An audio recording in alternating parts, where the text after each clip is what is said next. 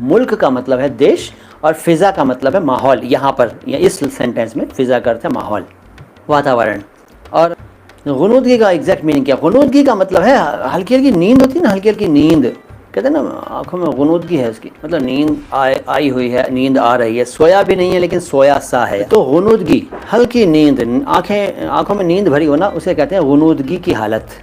मग़फ़िरत का मतलब कहते हैं ना, जब देखो, जब ऐसा होता है, जब किसी का इंतकाल होता है, किसी का देहांत होता है, मृत्यु होती है, तो हम कहते हैं, दुआ मांगते हैं जब, तो कहते हैं या अल्लाह तू उनकी मग़फ़िरत फरमा। मग़फ़िरत यानी उनके पापों को क्षमा कर, उनके गुनाहों को माफ़ कर और उनको जन्नत में अच्छी जगह प्रदान कर।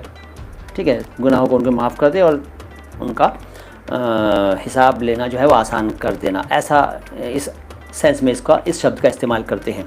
एजाज़ अहमद कहते हैं सर फ़ारसी और अरबी भाषा में क्या फ़र्क है? बताता हूँ। देखो एजाज़, बात यह है कि फ़ारसी फ़ारस की भाषा है, अरबी अरब की भाषा है। एक अंतर तो ये हो गया। अब दूसरा अंतर ये है कि फ़ारसी जो है वो, अच्छा फ़ारस क्या है? फ़ारस का मतलब है ईरान, ईरान की भाषा है फ़ारसी।